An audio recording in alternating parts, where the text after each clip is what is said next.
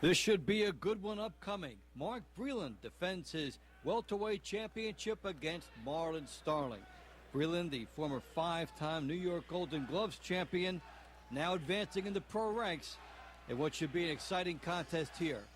We're ready for the action. And we start round one. Mark Breland and Marlon Starling. Breland is 18-0, pro since 1984. Has a height and reach advantage against Starling. And you can see as you look at him with that jab how effective his habits have been coming out of the amateur ranks.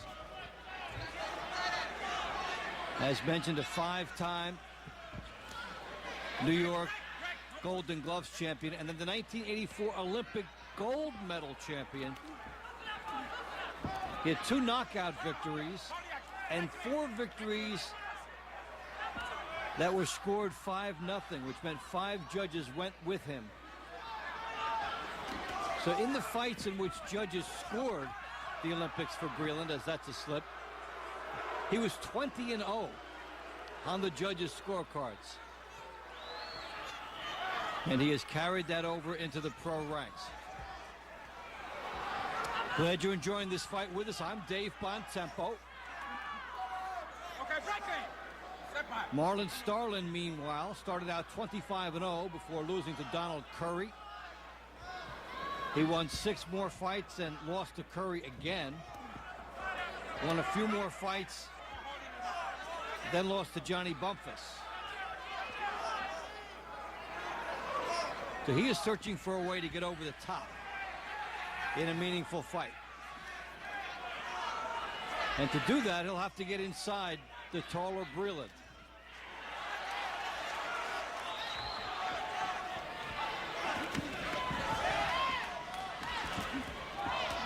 And that's what he's trying to do here. Try to mug him, try to tie him up. Starling needs to find a way to slip inside that jab.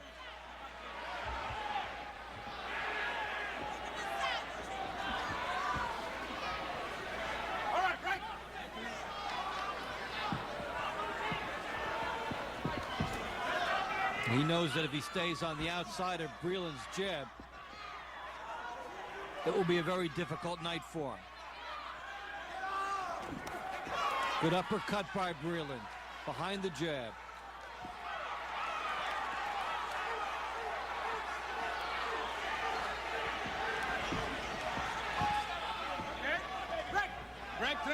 Now Breland jabbing and then keeping Starling at bay so that he has the proper distance. So in round one, Marlon Starling having a hard time getting to Mark Breland.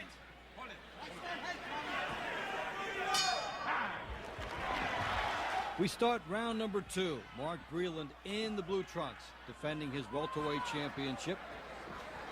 The 24-year-old from New York going against 27-year-old Marlon Starling. Starling from Hartford, Connecticut.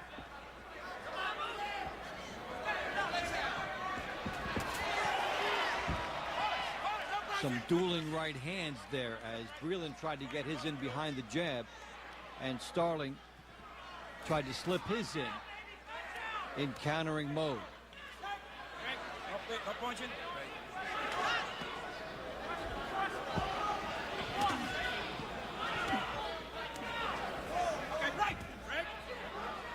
Tony Perez is an active figure thus far in this fight, and how he separates the fighters could be important. If you're Starling, you hope he separates you guys a lot so that you can find some punching room on the inside as Breland scores with a nice uppercut. Good jab and a right hand there by Breland. They both gamble a little bit. The right hand by Breland as he opens up. And Starling firing his right hand. See the reach of Breland? It is imposing. Starling had the right idea and threw a good right hand, but just could not get inside that mammoth reach of Breland. So although he threw a nice punch, it died in the gloves.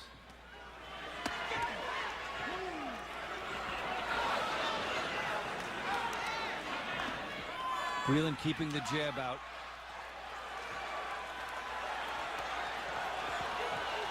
So if you fight Breland, what you have to do, take the risk to get inside, pound that body when you get in, and hope to slow the movement of Breland in the late rounds.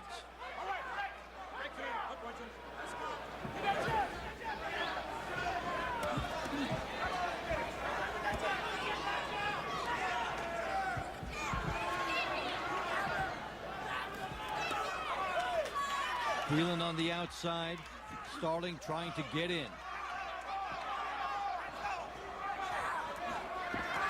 Good right hand by Breland. Left hook, right hand by Breland. A good flow for Breland as round number 2 draws to a close.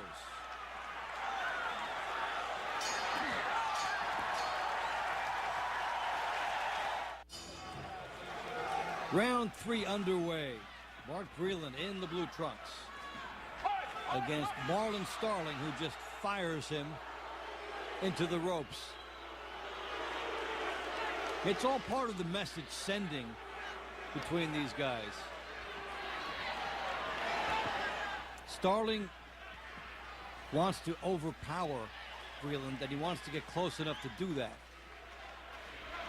So throwing him down and receiving no penalty is good for him.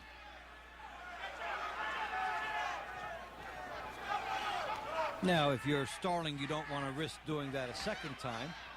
You may lose a point.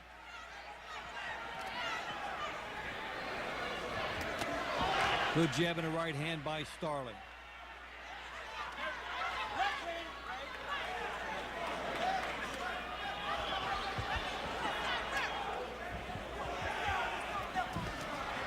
Good uppercut by Breland, trying to catch Starling coming in.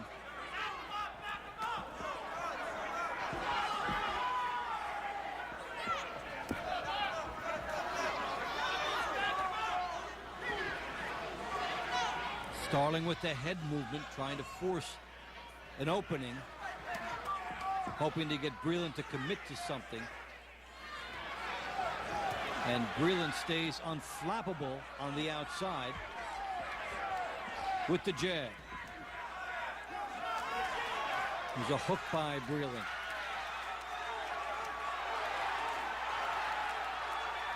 Breland does have a good right hand. Starling blocking a lot and getting animated.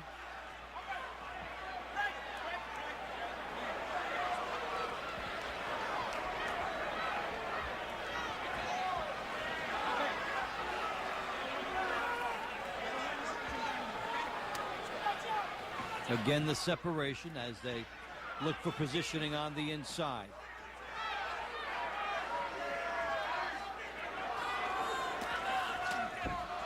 Jab by Breland and a hook.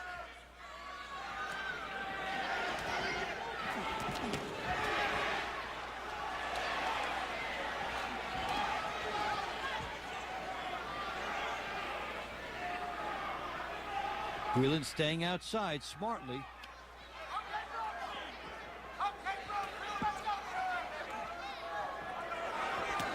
There's a big right hand by Starling. He rocked Breland with that.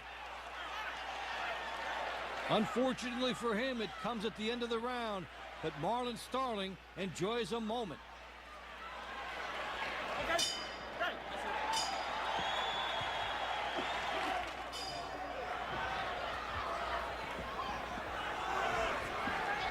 Round 4 underway. Marlon Starling and Mark Breland. Breland's welterweight championship on the line. I'm Dave Bontempo, and glad you are enjoying this wherever you are tuned in throughout the world. Breland now 18-0 Captured his title over Harold Volbrecht in Atlantic City.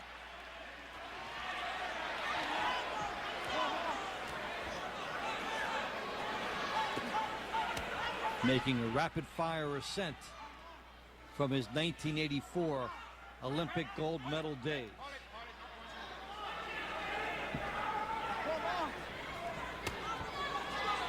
Starling a KG pro since 1979.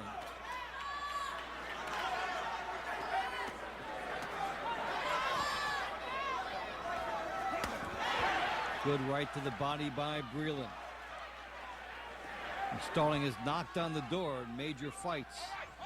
Come up just a little bit short, twice to Donald Curry and once to Johnny Bump City Bumpus, as that's ruled a slip.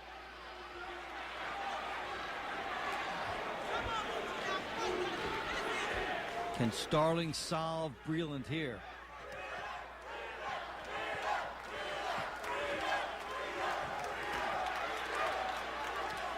Good body shot by Breland.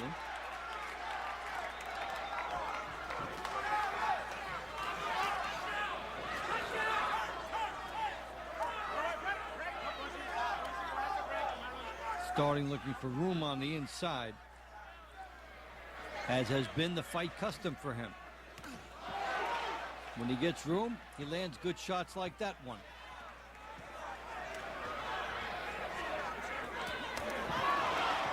Starling standing, getting through Breland's jab and landing a nice right hand.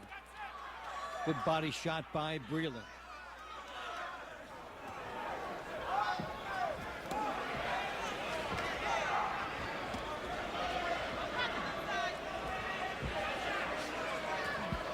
Breland trying to maximize his reach. Stays outside, holds on to Starling a little bit here and tries to set up an uppercut.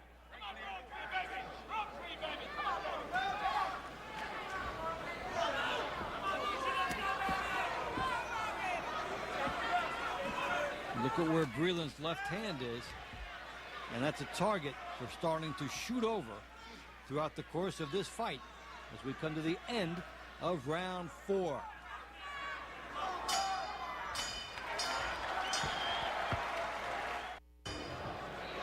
We're underway in round 5. Marlon Starling and Mark Breland. Breland, the New York welterweight, defending his championship.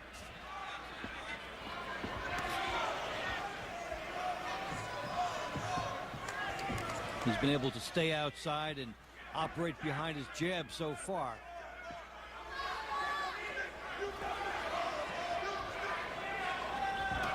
Starling indicating he would be dangerous if he can get close enough to land something behind the jab or the hook of Breland. Now, when you watch Breland, watch the left shoulder when he fires a shot. A lot of times he dips it. And when he fires a hook, he dips way down. And Starling gets away with a freebie there. It's an elbow to the face. Next time I'm taking points. And Tony Perez thinks that's about as accidental as a sunrise. He tells Marlon Starling next time that's a point.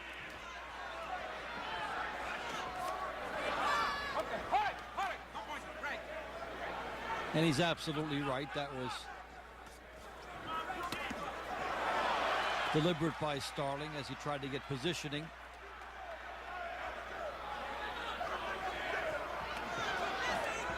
So now he's used up a warning or two, and Starling will have to be careful not to lose a point.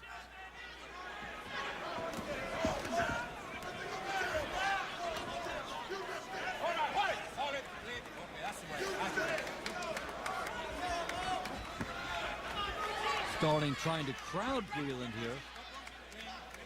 He needs to maximize every chance on the inside.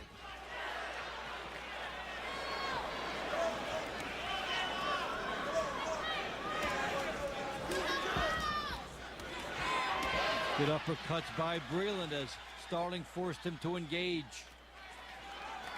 Okay, give me a break. No holding in here.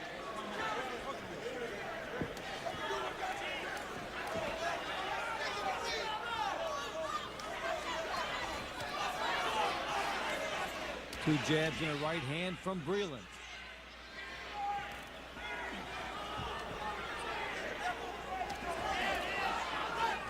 Short right hand from Starling. Breland gets the better of that, but Starling is on him. Good uppercuts from Breland. So Breland continues to keep Starling at bay as round 5 ends.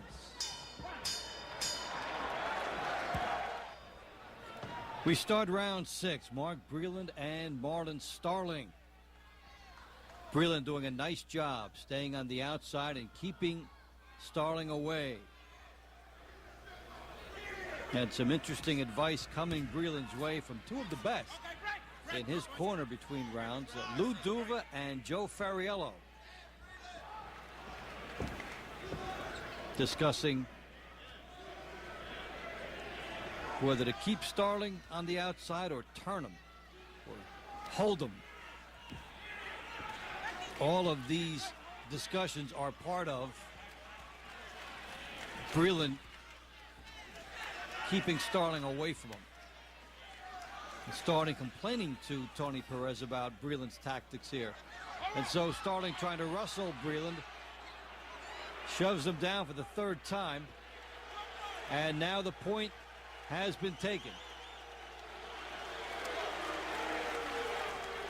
That's what happens when you can't get inside a taller guy.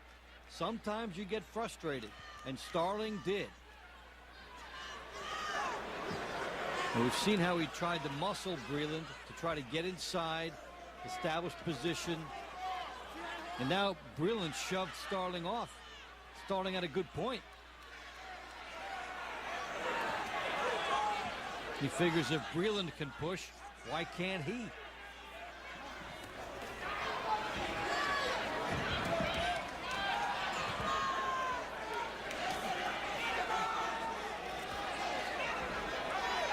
Now the problem for Starling is if he runs into trouble by pushing Breland off as he looks to get inside, it could take away some of where he wants to fight.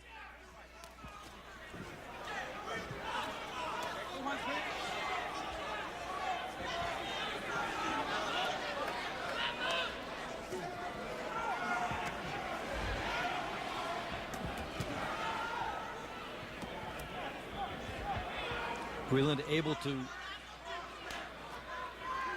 jab and push off.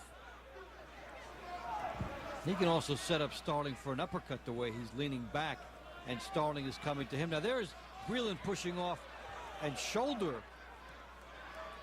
butting Starling. Nothing being called there.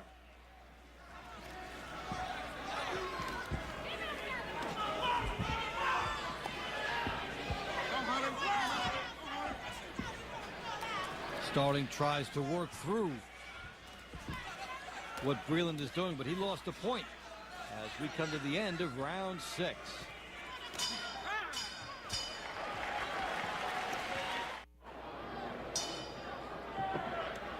We start round 7, and as the pushing and shoving between Starling and Breland go on, that's how he lost the point. Starling's corner is saying, come on, man, call it both ways. And what they're referring to is you're seeing a lot of pushing off by Breland and leading with the shoulder.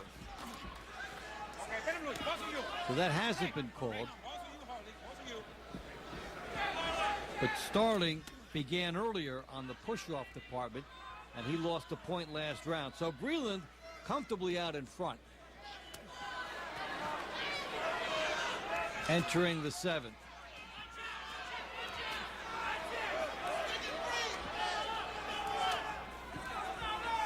Starling has 2 assignments here. First, get inside on Breland, which takes some movement. And then you have to work the body.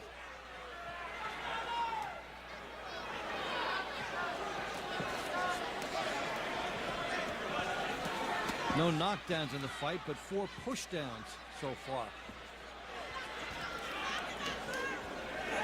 One of them resulted in a point being deducted for Starling, who now lands a good body shot. And Breland was a little stung there, even though this will not be counted as a knockdown. He took a good body shot. Let's go. Tony Perez warning Starling again, but this is a separate offense. This is holding behind the head.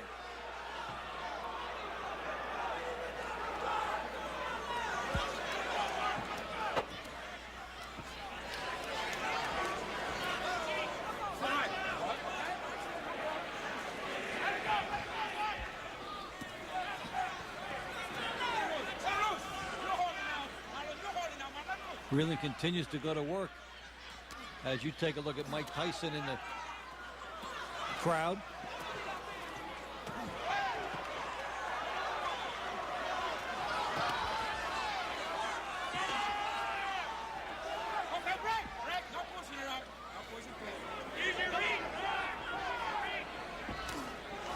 For Marlon Starling, it is an extraordinary effort to get on the inside. But he is trying. Good body shot by Starling. I think there's a shoulder butt by Breland.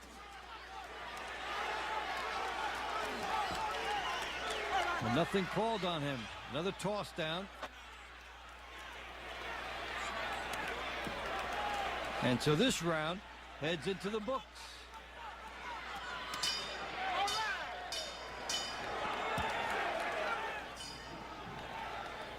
As we start round 8, some concern in the corner of Mark Breland. Joe Fariello saying there's a lot of people from New York who've come down to Columbia, South Carolina. You can't disappoint them. And Lou Duva saying, throw combinations, you're only throwing one at a time. And the concern that they are reading is Starling starting to walk through Breland.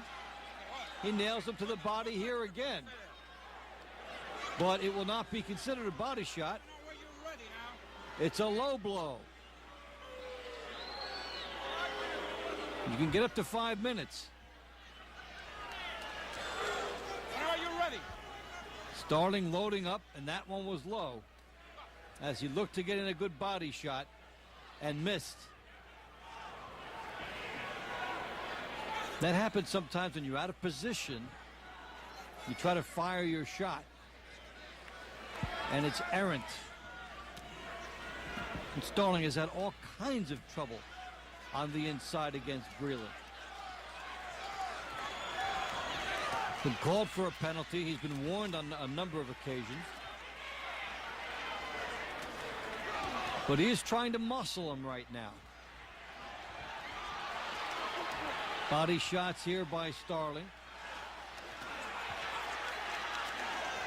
Trying to go to work on something that will pay off later in the fight.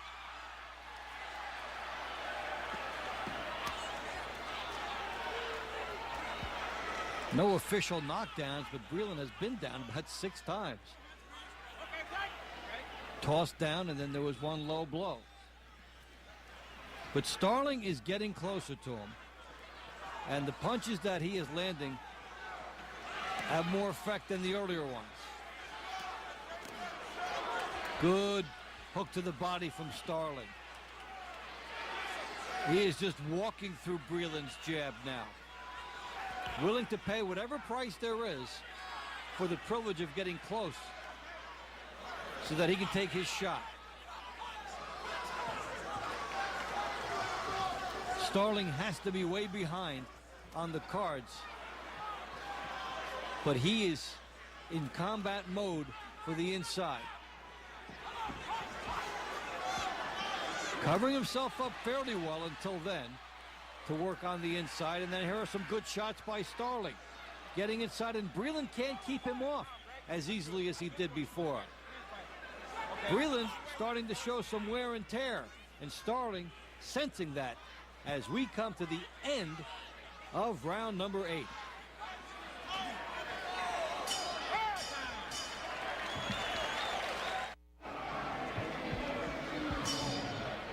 We start round 9. Mark Breland getting an earful from his corner as is Marlon Starling, and the message the same from both. In both corners, they think Mark Breland is tiring. Breland, who has the welterweight championship, got off to a flying start against Starling and would seem to be in command of this fight of the scorecards. But in the last couple rounds, he has been weakening. Starling has been coming on. So while Breland gets an earful from his people, Marlon Starling's camp is saying he's got nothing left. Go after him. So we'll see how that plays out. Fight is coming from Columbia, South Carolina. I'm Dave Bontempo. Glad you've joined us as you're watching Breland, just a few years removed from his amateur glory. The 1984 Olympic gold medalist and 5-time New York Golden Gloves champion, but not showing the boxing skills in the last couple of rounds as Starling tries to overpower him. I talked before about the role of the referee in separating them. Starling would love to get room to operate on the inside. Breland turns and nails him with a right hand. Breland is tying up. So Starling would like a referee that separates quickly and so they can stay right there. That's a good right hand from Breland. Gets a little bit more into his punches in this round.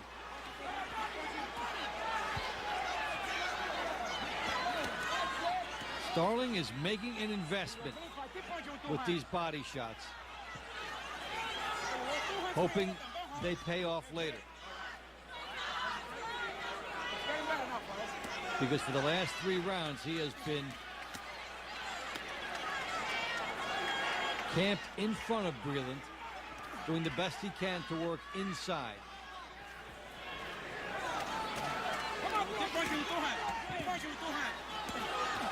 Good work by Starling. Breland answers. They open up. The crowd gets engaged. Good right hand by Breland. But his hands are to his side. Starling gaining momentum as we come to the end of round 9.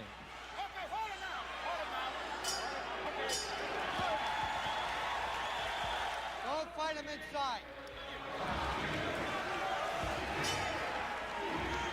We start round 10. Mark Breland and Marlon Starling hooked up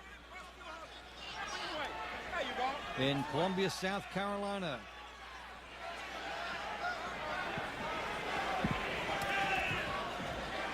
Breland defending his welterweight championship, and Starling, who started slowly, is coming on now. Breland is 18-0. Starling is 42-3.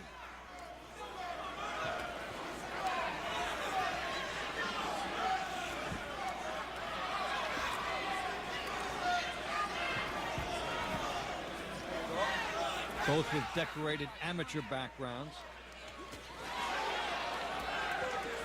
Starling reaching the late rounds of the National AAU tournament in 1977 before losing to Mike McCallum, a big name there. And Breland winning the 1984 Olympic gold medal. So these are 2 guys with schooling.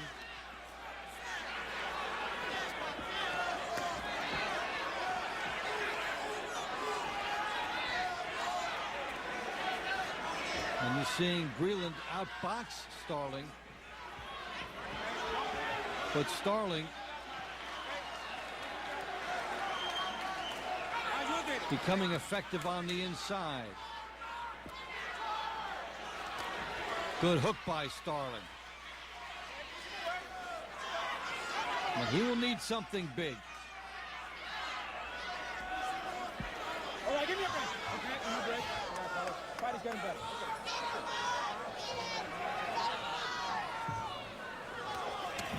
Got a minute to go in this round.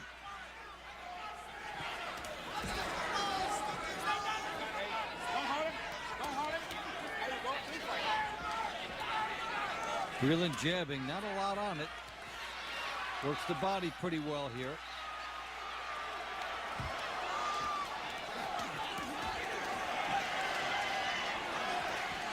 If he manages to stay outside, Breland can coast to victory. Starling is determined that he will not have that easy outside route. Okay, give me a break. Give me a break. Okay. Very good.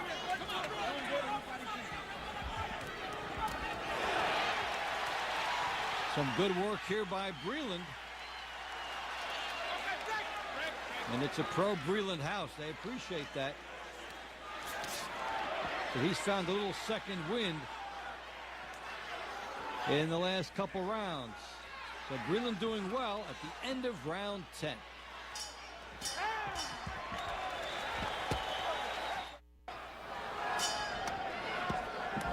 We start round 11. Mark Breland and Marlon Starling. Breland's welterweight championship on the line, and he's well out in front. Although Starling has shown signs of coming at him and working the inside. Breland on the outside has controlled things. Starling has looked like he could be dangerous if given a chance. Fight coming from Columbia, South Carolina. I'm Dave Bontempo, and glad you're with us. As Starling tries to erase the edge on scorecards that we would presume Breland has. And there's a good right uppercut by Starling. Another good right uppercut. He's pouring it on here. Breland hands down. He is vulnerable. Big left hook, and Breland is down. He's been worn down, and now he is down. Starling hoping Breland will not get up, and he will get his wish. It's over. The Magic Man finds it just in time.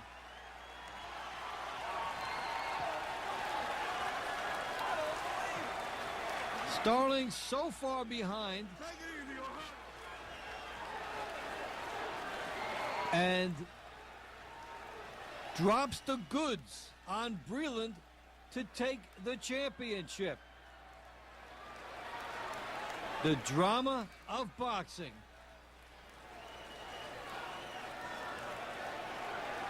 Starling had looked good for about 3 rounds in the middle. Breland had recaptured form, but Starling, who had been pounding the body even while losing the fight, finally got Breland to wilt completely. And as Breland ran out of gas, Starling applied the pressure. Let's see how he captures his championship. He had been working the body. The opening shows up for the head, right hand, then the uppercut. Now he's got Breland cornered. And look at Breland. Can't even put his hands up here. He is tired. And Starling knows this is his opportunity. Body shots, uppercuts, and that left hook punctuates the exchange. You keep firing enough opportunities, one gets in. The problem here is Breland can't hold on to him anymore. And Starling got room to do that. We had been seeing Breland push off. We had been seeing him tie up. But now, even as everything was going well, he couldn't get his arms around Starling. See, he tries there, but Starling able to slip that. That's important because that follows. Had Breland been able to tie Starling up, you would have had the referee intervention. There is the Magic Man, a pro since 1979, and 8 years after turning pro, and after 3 disappointments, 2 to Donald Curry, 1 against Johnny Bumpus, Marlon Starling has a championship. I'm trying to take 38 seconds.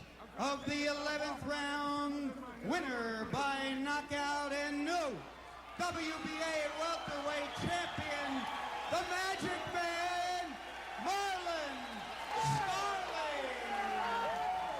Do you believe in magic? This man does.